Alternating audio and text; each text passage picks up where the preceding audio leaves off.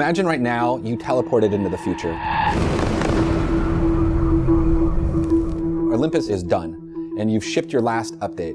And now you're seeing your game, and people playing your game. It's the best game you've ever made. It's career defining. It's incredible. You're stoked. You now have a Vine video to send back to your old self. So you have 6 seconds to convey this idea.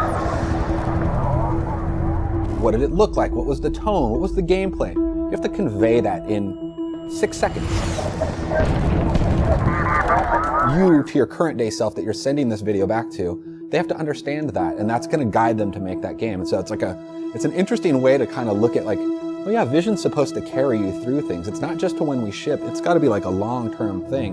And then on top of that is the why we're here. Like that's the kind of mission statement of the team. Like that goes between games. That should live forever.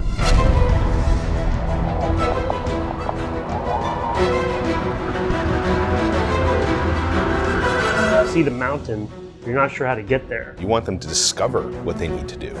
So you have to take them on an emotional journey that makes them want to discover more. Finding like vision, like it's interesting, it's hard, it's really, really hard, but it's driving me to keep pushing. You give something for people to rally around, and they will rally, and they'll do their best work.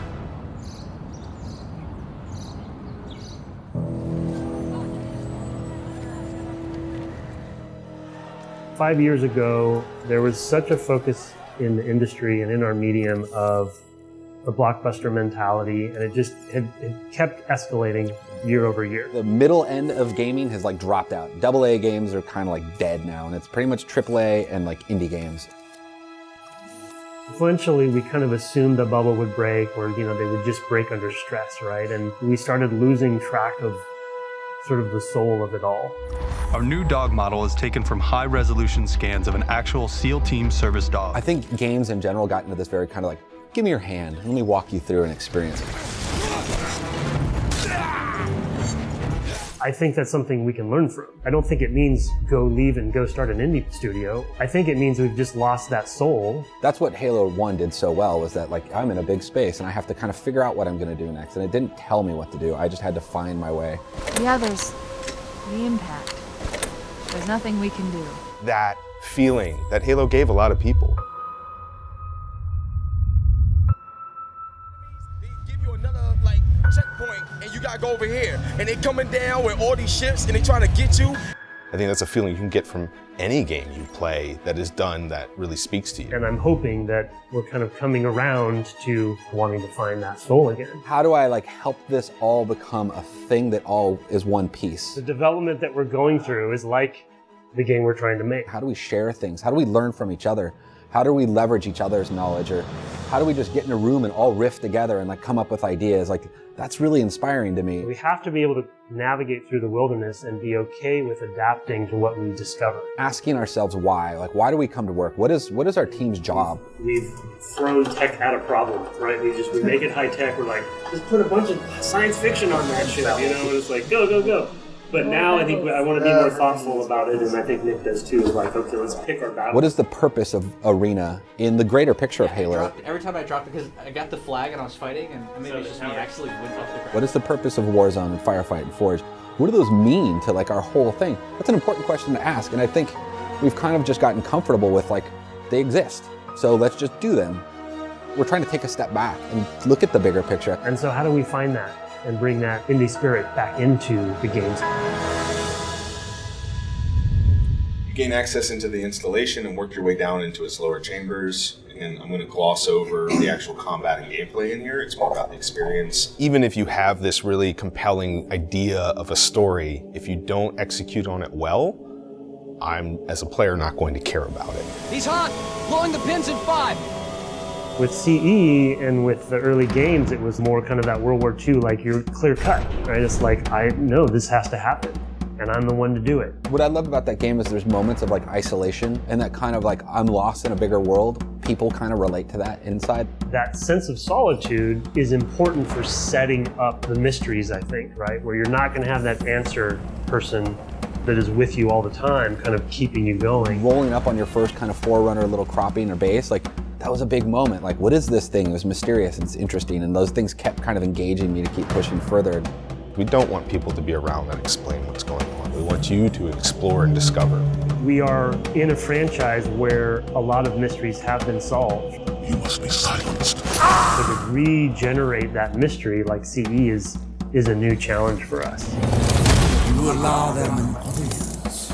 Going back to wanting to unearth those mysteries and having that sort of carrot out there where you want to believe there's something more. Make it kind of their story, because I think when you're having those, sometimes it's a long walk or a long drive in your hog. You're constantly traveling to that belief, like you're using your faith and your belief that there's a solution to that mystery. You're looking around and you're kind of imagining yourself in that place. And what would you do there? And oh, where am I going? Oh, what's that thing over there? I want to go there. And I think that it leads to that sense of wonder and that personal feeling of that desolation and the kind of isolation and loneliness that kind of pushes the adventurer's journey. And you get to interface into that when you go and find it. If we can get back to that core feel, and some of that is the solitude I mentioned, and kind of returning to the classic chief feel, but also the ring, right? The ring is a simple concept you can understand. And just making that feel like it's enough that feels believable. That's the other hard part, is to make sure it feels believable.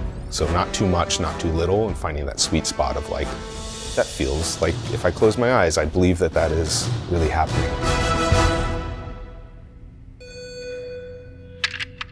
That sense of wonder and that sense of like feeling like a child again.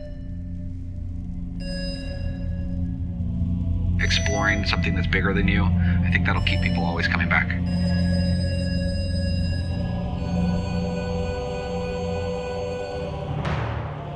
I feel like any creative person worth their salt wants to make something great. I think my passion earlier in my career was my passion to just succeed and do well. Halo is one of those franchises that is the perfect foundational kind of landscape to have that occur upon, right? Because it is about greatness. Chief and all the other characters, right? They are characters that have achieved greatness. Before it was about getting it done and working overtime and hitting our dates and stuff, and that was very important to me.